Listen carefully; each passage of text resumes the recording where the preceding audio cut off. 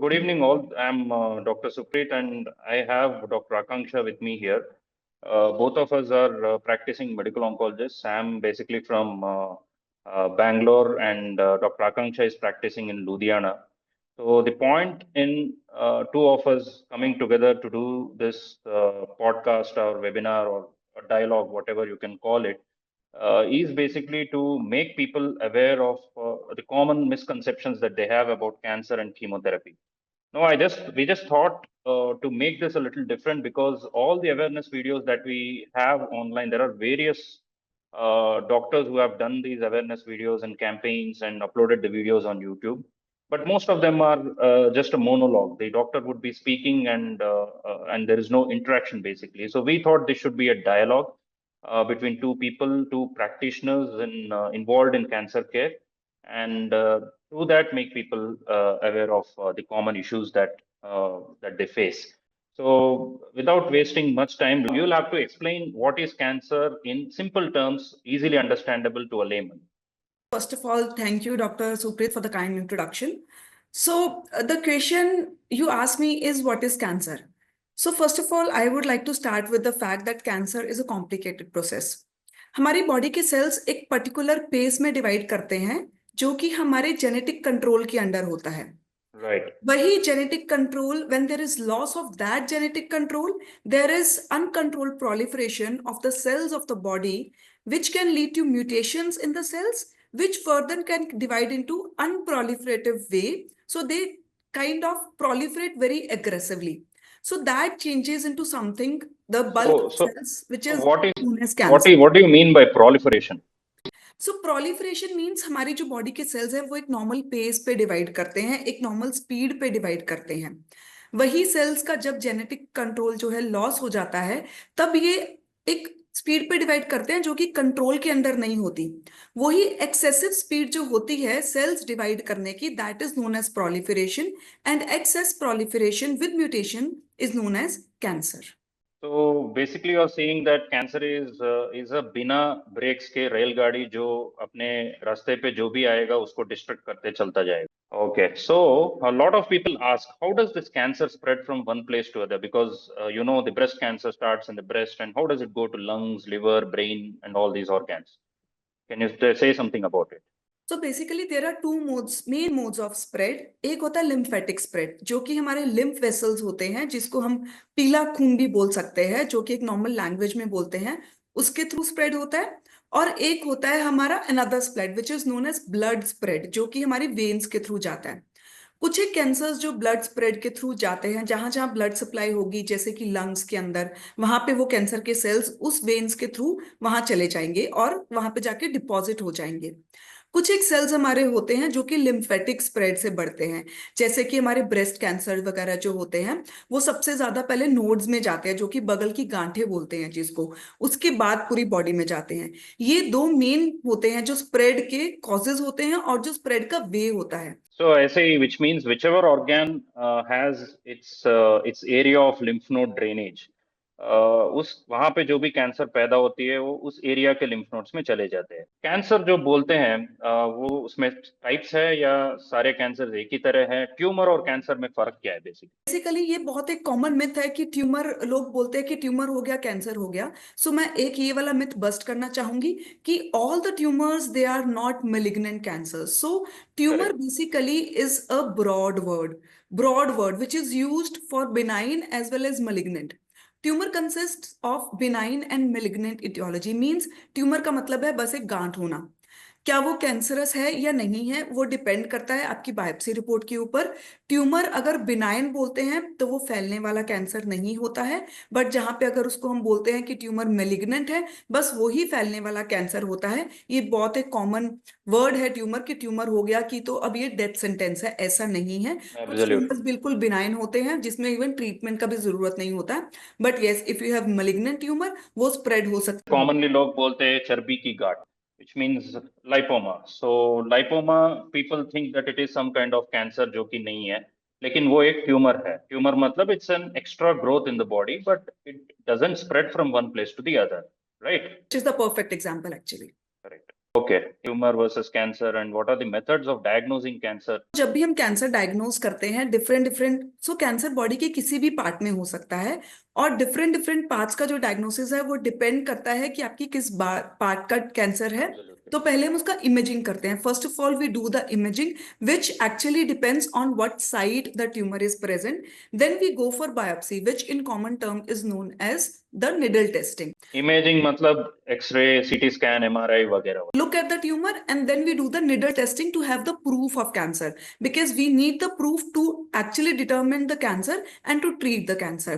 So once biopsy is done, so when the cancer is positive, तो क्या ये biopsy हर एक कैंसर के लिए जरूरी है? उसके बिना हम ट्रीटमेंट ले नहीं पाएंगे, क्योंकि काफी सारे पेशेंट्स का ये सवाल रहता है, स्पेशली लंग कैंसर को लेके, कि डॉक्टर पेशेंट की तबीयत बिगड़ रही है और रिपोर्ट नहीं आ रही है, हमें बहुत डिले हो रहा है, तो बिना बायोप्सी के कैंसर को ट्रीटमेंट कर सकते हैं या नहीं? बेसिकली एक होता है हम आइडियल तरीके से जब चलते हैं, जब भी एक आइडियल तरीके की अगर हम बात करें तो बिल्कुल बायोप्सी जरूरी है। हमें बायोप्सी करना चाहिए क्योंकि हमें बायोप्सी से प्रकार पता चलता है what type of cancer, because every cancer is different and the treatment for every cancer is different. So we need to have a biopsy, which is the ideal way to go. Sometimes the patient is very, very sick, but we know that we have a FNAC report and not the biopsy report. There are very few circumstances. तो ये FNAC और biopsy के बीच में अंतर क्या है? So basically जो biopsy होती है उसमें हम एक मोटी सुई से मोटा टुकड़ा लेते हैं, क्योंकि बायोप्सी हमें प्रकार बता देती है किस टाइप का कैंसर है, और उसके ऊपर हम अलग अलग मार्कर्स कर सकते हैं, जो कि मार्कर्स अगर डिफरेंट मार्कर्स होते हैं तो डिफरेंट ट्रीटमेंट होता है। आजकल का जो एडवांसमेंट जिसको हम बोलते हैं कि एडवांस हो गया है ट्रीटमेंट, वो इसी के आधार पर हुआ है कि क्या मार्कर पॉजिटिव आया, उसके लिए पर्टिकुलर दवाई दी जाए। जो एफएनएसी है वो हमें सिर्फ इतना बताती है, यस और नो का आंसर देती है कि ये कैंसर है वर्सेस कैंसर नहीं है, उसमें टाइप का हमें पता नहीं चलता है। क्या अगर एफएनएसी किसी पेशेंट का नहीं आया, फिर भी कैंसर का सस्पिशन ज्यादा है, तो हम बायोप्सी के लिए प्रोसीड करना चाहिए या वहां तक रुक के पेशेंट को ऑब्जर्व करना चाहिए? क्योंकि ये भी सवाल रहता है कि डॉक्टर बाहर हुआ है हमारा एफएनएसी, लेकिन उसमें कुछ निकला नहीं है, फिर भी आप बोल रहे हो बायोप्सी करना है, तो उससे क्या अचीव करने वाले हैं एक्स्ट्रा? तो बेसिकली दो तरीकों से चलता है। एक होता है क्लिनिकल एग्जामिनेशन जो आपका डॉक्टर करता है, और एक होता है आपका डायग्नोस्टिक प्रूफ जिसको हम हिस्टोपैथोलॉजी बोलते हैं। आइडियल सिचुएशन में हमारे पास दोनों होने चाहिए। हमारे पास बायोप्सी का प्रूफ होना चाहिए to know the cancer and to proceed with the treatment. This is the ideal situation. ठीक है। सो आप बता रहे हो कि एफएनएसी में अगर कंक्लूसिव नतीजा निकला नहीं है, फिर भी हमें सस्पिशन ज्यादा है, तो बायोप्सी करना जरूरी है। यस। अभी थोड़ी देर पहले बताया कि कुछ इमेजिंग स्टडीज, सो वो क्या क्या होते हैं और उससे क्या साबित कर रहे हैं हम बेसिकली? बेसिक इमेजिंग की अगर हम बात करते हैं वो डिपेंड करता है कि आपके कौन से पार्ट को हम देख रहे हैं। फॉर एग्जाम्पल हम लंग को देख रहे हैं तो हम सबसे पहले एक्सरे करके देखते हैं, फिर हम स्टेप बाय स्टेप बढ़ते हैं, हमें लग रहा है कि उसमें कुछ ऐसा एबनॉर्मल लग रहा है, हम सीटी स्कैन की तरफ जाते हैं। अगर हम ब्रेस्ट देख रहे हैं तो अगर 40 साल से ऊपर की महिला है, the women who is 40 more than 40 years old, we go for mammography. Less than 40 young women we go for ultrasound. So that is the main imaging modality. And if we know to want to look at the metastasis part, then we go for a test which is known as PET scan. I am coming to that point. So ये metastasis होता क्या है? क्योंकि हम जब patient के साथ बात करते हैं, आपका कैंसर जो ब्रेस्ट में पैदा हुई है वो लंग में मेटास्टेसाइज हुई है या ब्रेन में गई है, तो ये होता क्या है? सो जब भी कैंसर अपनी जगह को छोड़कर किसी भी बॉडी के और हिस्से में जाता है तो उसको मेटास्टेसिस बोलते हैं। मोस्ट ऑफ द कैंसर्स में जब भी मेटास्टेसिस होता है तो हम उसको स्टेज 4 बोलते हैं। मेटास्टेसिस जैसे मैंने आपको बताया, या वो लिम्फ के थ्रू होता है, ब्लड के थ्रू होता है, ये दो कॉमन रूट्स है। मेटास्टेसिस का मतलब यही है कि जो कैंसर है वो अपनी खुद की ओरिजिन, अपनी खुद की जगह को छोड़कर बॉडी के बाकी हिस्से में फैला है। लेकिन उसके आजू बाजू में जब फैलती है उसको भी मेटास्टेसिस बोलते हैं और उसको भी स्टेज 4 माना जाता है, या?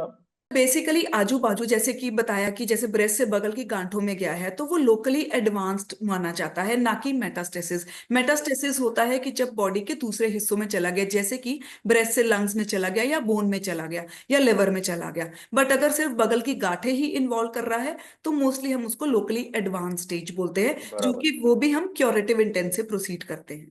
जब इमेजिंग की बात करते हैं तो वो जैसे डॉक्टर आकांक्षा ने बताया कि चेस्ट एक्सरे एक बेसिक इन्वेस्टिगेशन होता है फॉर लंग कैंसर, और ब्रेस्ट के लिए मैमोग्राम होता है, और वहां से स्टेजिंग करना पड़ता है। स्टेजिंग मतलब जैसे अभी डॉक्टर आकांक्षा बता रहे थे कि स्टेज 4 मतलब जिस जगह से पैदा हुई है गांठ वो किसी और जगह पे फैलती है तो उसको स्टेज 4 माना जाता है। और स्टेज 4 और स्टेज 1 to 3 के बीच में बहुत ट्रीटमेंट में फर्क रहता है और उसको देखने के लिए पेट स्कैन करना पड़ता है। सो पेट स्कैन होता क्या है? What is PET scan?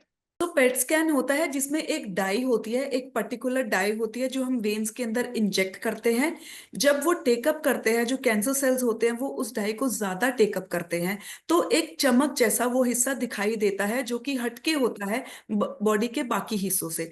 जब वैसा वो हमें हिस्सा दिखाई देता है तो हमें पता चलता है कि यहाँ पे इतना साइज है गांठ का और ये यहाँ पे फैल चुका है। जो भी हिस्से में वो चमक हमें दिखाई देती है तो हम पेशेंट को वो दिखा के एक्सप्लेन करते हैं कि देखिए यहाँ यहाँ आपका कैंसर फैल गया है और यहाँ का हमें ट्रीटमेंट करना पड़ेगा। Does it mean that if a part in the body is showing an uptake on the PET CT, it is cancer only, or is there anything else that is possible? PET scan basically normally ऐसा होता है जहां पे वो चमक आती है उसको कैंसर मानते हैं, but PET scan is not very easy to read and that is why you need a doctor. Why? Because there are certain sites जहां पे वो अपटेक नॉर्मल होता है। फॉर एग्जाम्पल आपके यूरिनरी ब्लैडर के अंदर वो नॉर्मल हो सकता है, वो चमक भी रहा है फिर भी वो कैंसर नहीं है। फॉर एग्जाम्पल अगर ब्रेन में भी कुछ आता है तो हम पेट सीटी के आधार पे वो ट्रीटमेंट नहीं करते। So there are certain sites where the cancer is not there but that uptake is there, that chamak is there, so that is not cancer and that is why you need an expert to read that. सो काफी बार ये भी होता है कि PET scan के report में भी लिखा रहता है कि brain shows physiological Uptake and requires a separate MRI imaging in case of strong suspicion of brain metastasis. तो पेशेंट काफी बार पूछते हैं कि डॉक्टर यहाँ पे क्या लिखा है इटैलिक्स में या बोल्ड लेटर्स में, ये समझ में नहीं आ रहा है, क्या इनको ब्रेन में भी बीमारी है क्या? तो उसके बारे में क्या बोलना चाहोगे आप? तो मैं यही बोलना चाहूंगी कि अपने आप चीजें बिल्कुल एज्यूम मत करें। We as your experts we are here, we are present at every moment for you and we can guide you throughout the treatment. और आपको अगर कुछ भी शक है तो सिर्फ उसको मन में दबा के मत बैठे, अपनी धारणाएं खुद से मत बनाएं, अपने डॉक्टर के साथ प्लीज जाके कंसल्ट करें because they are at better position to guide you. So these are the imaging modalities. और बाकी पेट के संबंधित जो भी कैंसर्स है, we usually see ultrasound abdomen pelvis and then CT abdomen pelvis and then if needed PET CT scan, right? और जो बैक मतलब बैकबोन में अगर बीमारी फैली हुई है ऐसा लगता है तो देन पेशेंट में require MRI spine as well as PET CT in some cases. So that is about imaging modalities. So broadly, very broadly, we are going to wrap up the discussion. So just say about what are the various treatment modalities that are available, because patients keep asking, doctor, ये immunotherapy होता क्या है? Targeted therapy मतलब directly आप जाके वहाँ cancer को shoot करोगे क्या? तो ऐसे सवाल पूछते हैं, तो उसके बारे में कुछ बताइए।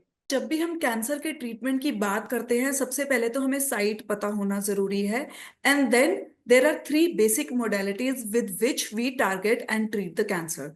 The three basic modalities are surgery, chemotherapy or systemic therapy in better words and radiotherapy. So keep in mind the three modalities are surgery, systemic therapy and radiotherapy. Now what systemic therapy is? So systemic therapy further subdivided होती है जिसको normal language में अगर हम बोले तो chemotherapy देते हैं। कीमोथेरेपी, सिस्टेमिक थेरेपी सिर्फ कीमोथेरेपी नहीं होती, सिस्टेमिक थेरेपी के आगे तो कौन है कीमोथेरेपी वाले? डॉक्टर है या रेडिएशन वाले हैं, तो सर्जरी वाले? So I just make that clear. So जो हमारी ब्रांच है वो मेडिकल ऑन्कोलॉजी है जिसमें हम दवाइयां देके, जिसको नॉर्मल भाषा में कीमोथेरेपी बोलते हैं, वो हम ट्रीट करते हैं, वो हम देते हैं दवाइयां। तो सारे ऑन्कोलॉजिस्ट सेम नहीं है। ऑन्कोलॉजिस्ट मतलब उसमें 3 ब्रांचेस है, medical, surgical, radiation, right? Yes, so that is what I was coming to. तो ऐसे जो कैंसर यूजुअली वी ट्रीट, हम ऐसे ही बोलते हैं कि we are clinical oncologist, we do say this. Why? Because we always treat the patient in collaboration. कभी कभी पेशेंट को सिर्फ एक मोडालिटी काफी नहीं होती, उसको दोनों या तीनों मोडालिटीज लगती हैं। पर कभी कभी नहीं, काफी बार, in fact in almost every cancer there is role of all 3 modalities, है कि नहीं? So that is why we say that we work in collaboration and we call ourselves as clinical oncologist. जो सर्जिकल oncologist होते हैं वो सिर्फ surgery करते हैं, जो रेडिएशन oncologist होते हैं वो सिर्फ रेडियोथेरेपी देते हैं, और जो हम जैसे मेडिकल oncologist हैं वो दवाइयां देते हैं जिसको आप कीमोथेरेपी बोलते हो, जिसको हम अपनी भाषा में सिस्टेमिक थेरेपी बोलते हैं। So that is why we are known as medical oncologist. Okay, so अभी बताइए आप कीमोथेरेपी के बारे में, you were saying something. So I was telling कि जो सिस्टेमिक थेरेपी होती है उसके अंदर कीमोथेरेपी भी आता है, उसके अंदर टारगेटेड थेरेपी भी आता है और उसके अंदर इम्यूनोथेरेपी भी आता है। अब बहुत सारे पेशेंट्स हमसे आके ये पूछते हैं कि मैम हमने सुना है कि इम्यूनोथेरेपी के साइड इफेक्ट्स नहीं होते, कीमोथेरेपी के साइड इफेक्ट्स होते हैं, Yeah, क्या ये बात correct. सच है? तो I want to bust this myth also कि यस, ये बात करेक्ट है कि कीमोथेरेपी के कम होते हैं side effects as compare to chemotherapy, but I want to focus on this point कि is chemotherapy or is immunotherapy replaceable with each other? The answer is no. Chemotherapy की जगह अलग है, इम्यूनोथेरेपी की जगह अलग है। कभी कभी हम ये दोनों दवाइयां कॉम्बिनेशन में देते हैं, कभी कभी हम ये दवाई अलग अलग देते हैं। इसमें इम्यूनोथेरेपी बिल्कुल काम नहीं करता है, कुछ कैंसर्स में कीमोथेरेपी बिल्कुल काम नहीं करता है, तो हर एक मोडालिटी का अपना एक इम्पोर्टेंस है।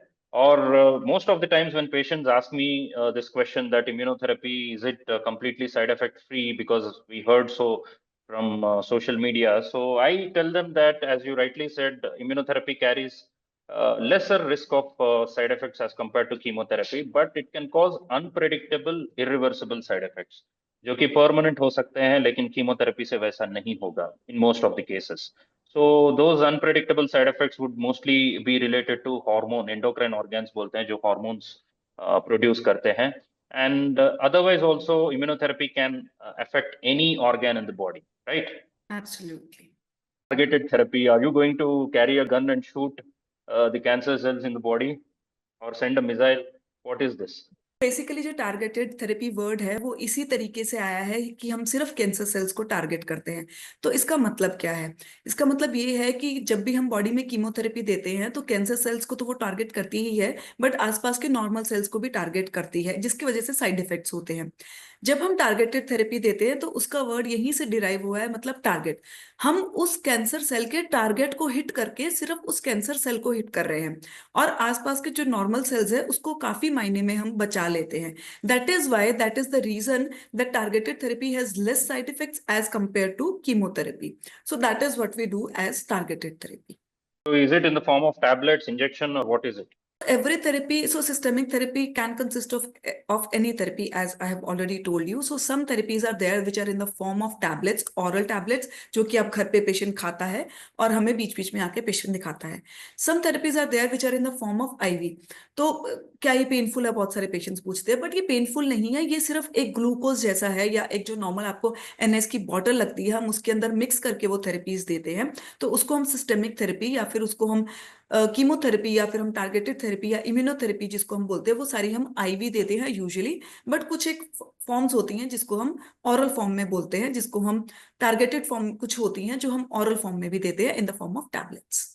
So this is the broad outline of what is cancer, how do we diagnose it, what are the various diagnostic modalities, and the various treatment options that are available, and very briefly about each treatment option. So we wish to continue this program in different episodes covering different topics related to cancer, and let us see how things unfold. So thank you, Dr. Akanksha, for joining. And it was a pleasure having a conversation with you, busting the myths that are commonly expressed by the patients when they sit in front of us in the outpatient. Thank you. Thank you.